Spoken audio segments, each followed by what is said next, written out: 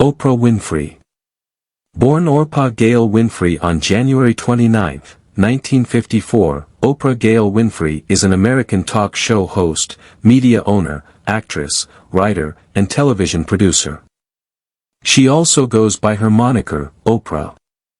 The chat show The Oprah Winfrey Show, which she hosts from Chicago and aired nationally in syndication for 25 years, from 1986 to 2011, is her most well-known creation.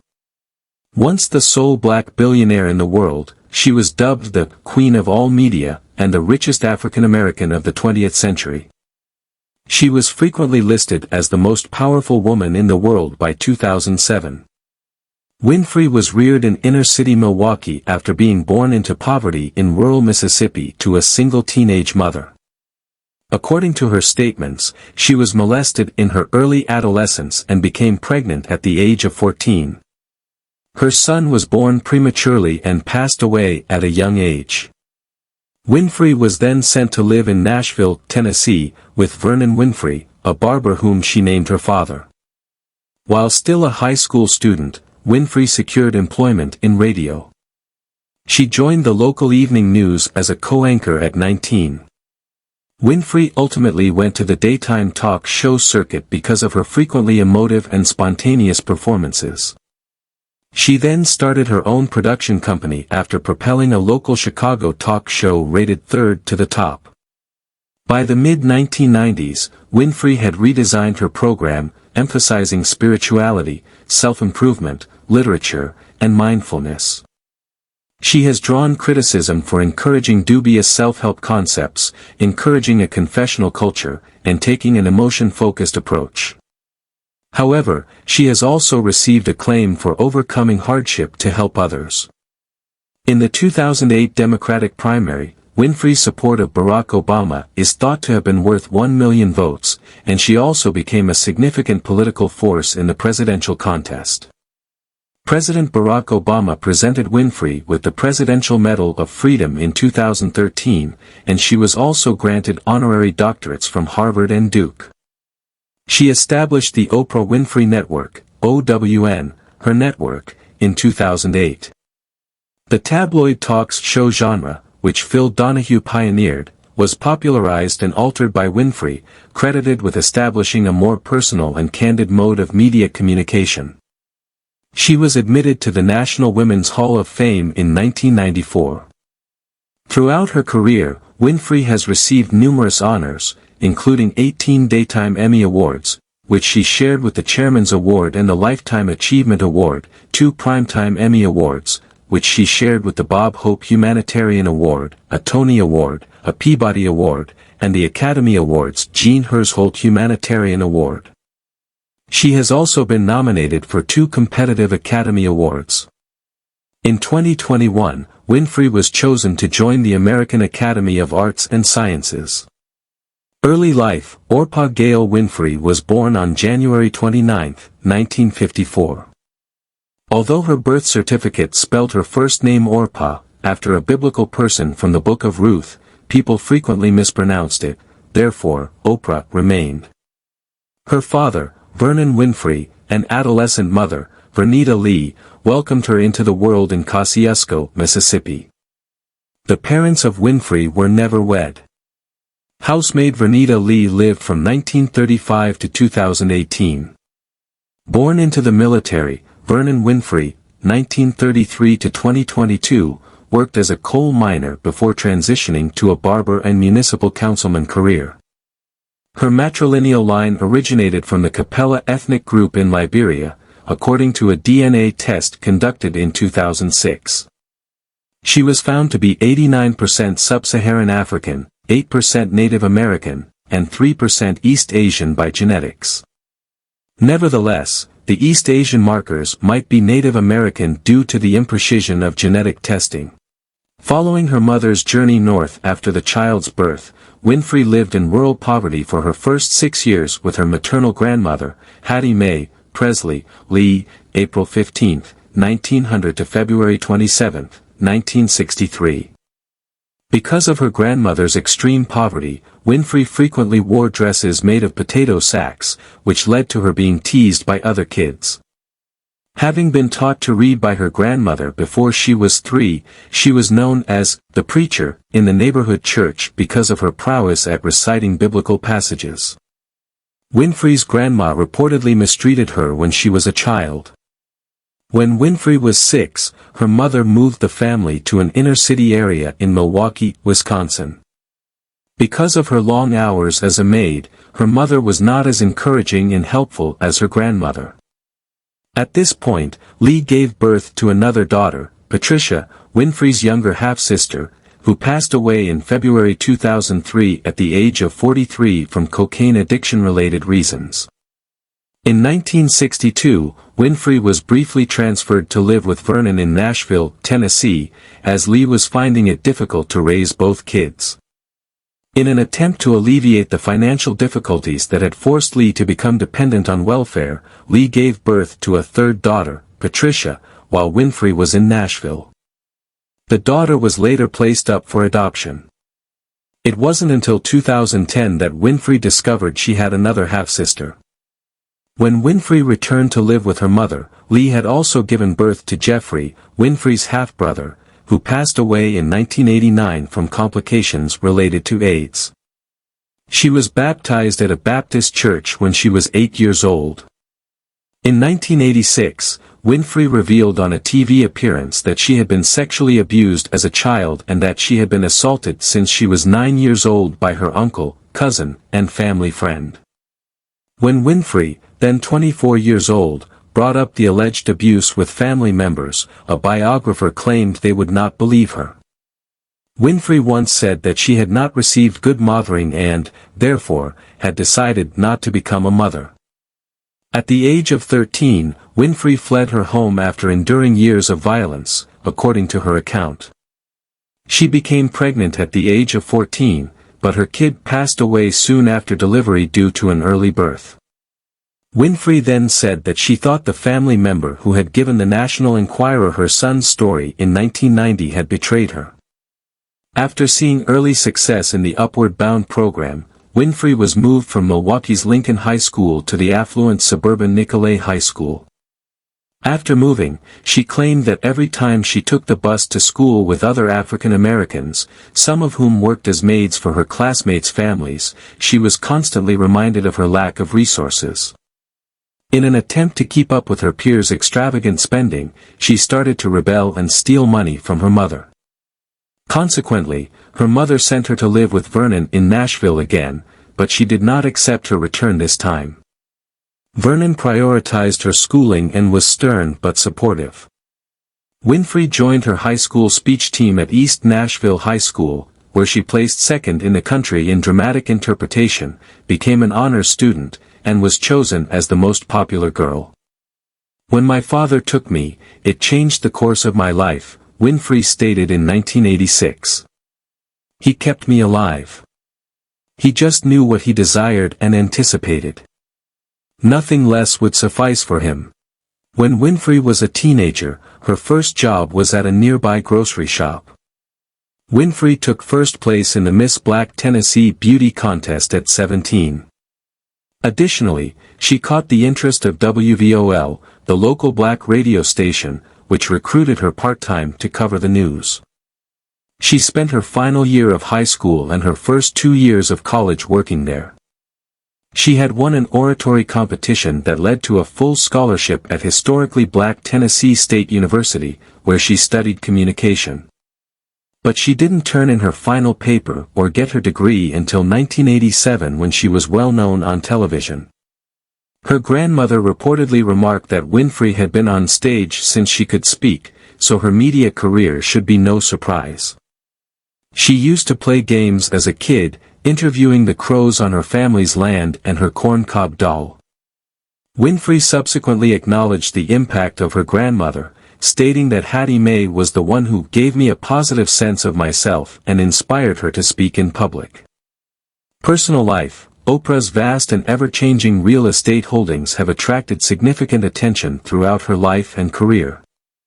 Numerous well-known trade publications have dubbed her a tycoon about her investments, projected to be worth $127 million as of 2022. Oprah bought a unit in Chicago's Water Tower Place in 1985, just as her talk show was getting started. She purchased the condos next to and below it in 1992, 1993, and 1994.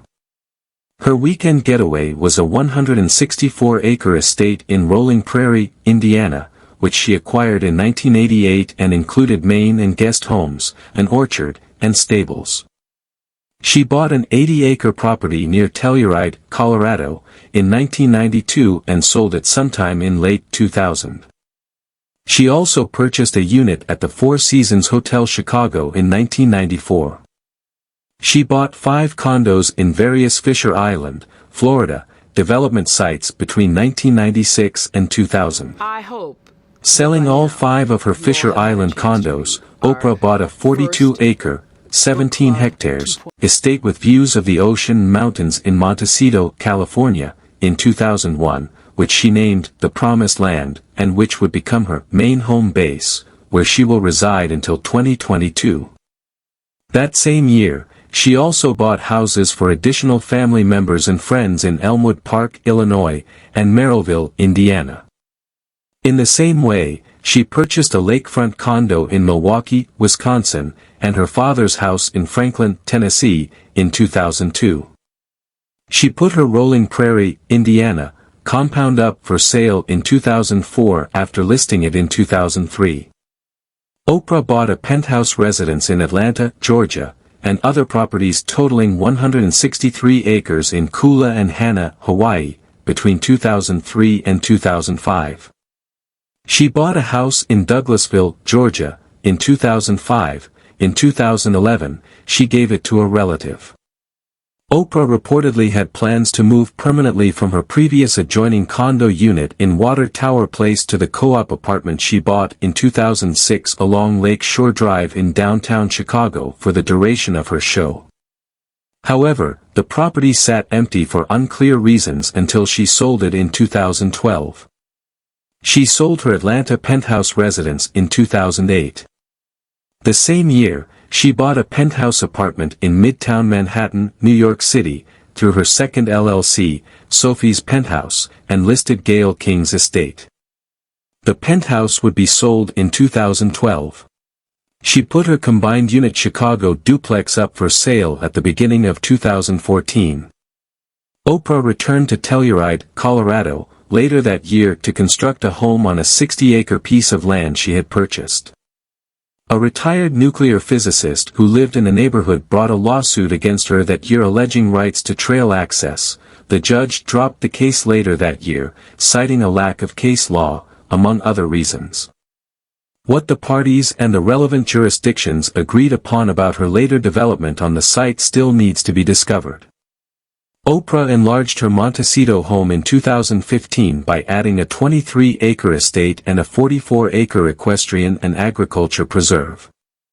She also bought another property in Telluride that same year. She also sold both of her downtown Chicago properties in that same year.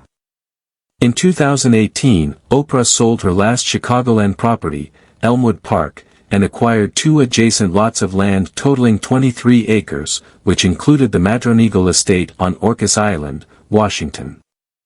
Towards the end of 2019, Oprah added another 70 contiguous acres to her Montecito home base compound when she acquired a 4-acre property from actor Jeff Bridges. Winfrey claimed she was too busy to use her Orcas Island compound in 2021, so she sold it and bought a new combination in Montecito that was farther away from her home base. In 2022, she flipped the latter combination and sold split properties to her longtime personal trainer and property manager, Bob Green, and actress Jennifer. Romantic history: Winfrey was a model student and behaved herself with respect. Her high school beau, Anthony Ote, remembered an innocent courtship that started in Winfrey's senior year of high school, from which he saved hundreds of love notes. The two discussed getting married, but Ote insisted that he had always known in private that Winfrey was meant for a much better life than he could offer. On her senior year's Valentine's Day, she ended their relationship. At Tennessee State University, Winfrey met William "Bubba" Taylor in 1971, a few months after splitting up with Oprah. According to CBS journalist George Mayer, Winfrey's first intense, to die for love affair was with Taylor. According to Mayer, Winfrey did everything to keep him, including literally begging him on her knees to stay with her, in addition to helping Taylor land a position at WVOL. But when Winfrey relocated to Baltimore in June 1976 to work at WJZ-TV, Taylor refused to leave Nashville with her. "We truly had affection for one another," Winfrey would recollect. "We exchanged deep love. A love I will always cherish." Winfrey and John Tesh were romantically involved in the 1970s. Tesh and Winfrey allegedly broke up due to the demands of being in an interracial relationship, according to biographer Kitty Kelly. Winfrey turned to reporter Lloyd Kramer for solace after WJZ-TV management chastised her for crying on air while covering disasters and expressed dissatisfaction with her physical appearance, particularly after her hair fell out due to a poor perm. "Lloyd was simply the finest," Winfrey would subsequently reminisce. "He still loved me despite my hair loss. He was excellent. He remained by my side the entire disheartening ordeal. My best romantic experience to date was with that man." Mayer claims that Winfrey had an affair with a married man who was not planning on divorcing his wife when Kramer moved to NBC in New York. Winfrey would then recollect, "I'd been in a relationship for 4 years with a man. He wasn't my roommate. I felt useless without him because I had never shared a home with anyone. I desired him more the more he turned me down. I felt exhausted and helpless. I was groveling and beseeching him on the ground at the conclusion." On September 8, 1981, Winfrey penned a suicide letter to her best friend, Gayle King, telling King to water her plants because she was so miserable. As Winfrey said to Ms. Magazine, that suicide note had been much overplayed. "I couldn't end my own life. I would worry that the moment I started, something wonderful would occur, and I would miss it." Winfrey claims that her emotional upheaval eventually resulted in a weight issue. "I simply needed approval so much, which is why I gained so much weight in the first place and had such a horrible history of abusive relationships with men. I didn't like myself. Therefore, I needed everyone to think well of me. Eventually, I would run into these harsh, conceited individuals who would tell me how selfish I was, to which I would respond, 'Oh, thank you, you're so right,' and express my gratitude. Since I didn't think I deserved anything better. This is also why I put on so much weight in the future. It was the ideal strategy for protecting me from criticism from others." Afterward, Winfrey acknowledged that she had smoked crack cocaine with a man she had dated at the time. "I always felt that the drug itself is not the problem but that I was addicted to the man," she said on her show. She continued, "I can't think of anything I wouldn't have done for that man." There are rumors that Winfrey had another drug-related romance.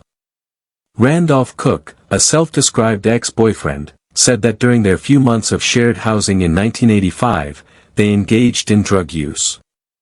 Cook attempted to sue Winfrey for $20 million in 1997, claiming that she had prevented a book that would have revealed their purported relationship. Winfrey briefly dated movie critic Roger Ebert in the middle of the 1980s, and she says it was Ebert who suggested she syndicate her show. Haitian director Reginald Chevalier says he met Winfrey in 1985 before her Chicago talk show became nationally known when he was invited to participate in a look-alike segment.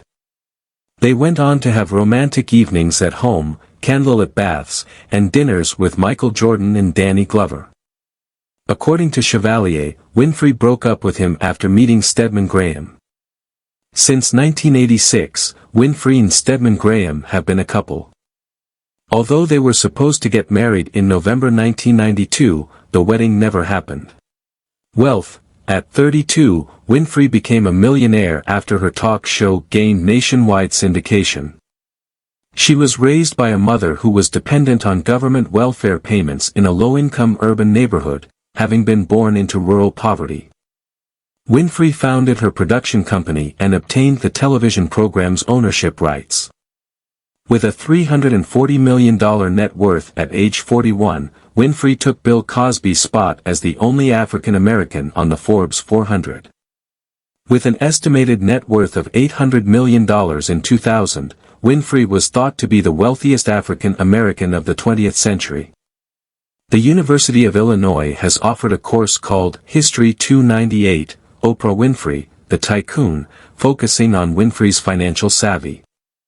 At an estimated $260 million for the year, Winfrey was the highest-paid television personality in the United States, 5 times more than second-place music mogul Simon Cowell. Her yearly salary has risen to $275 million by 2008.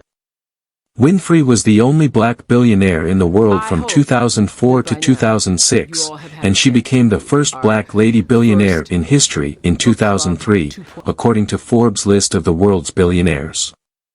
With a net worth of more than $2.9 billion as of 2014, Winfrey had surpassed Meg Whitman, the former CEO of eBay, to become the wealthiest self-made woman in America. Religion: Oprah grew up as a Baptist. Early in her career, she would give talks at Southern Baptist Convention local congregations primarily composed of African Americans. These groups were frequently quite devout and had a good understanding of topics like evangelical Protestantism, the black church, and being born again. "I have church with myself, I have church walking down the street," she said. Everyone possesses a divine force that can do anything if you can harness it. She added, "Doubt implies don't. When in doubt, stay silent until you are certain of your course of action. Because, whatever name you give it, the uncertainty is your inner voice, the voice of God.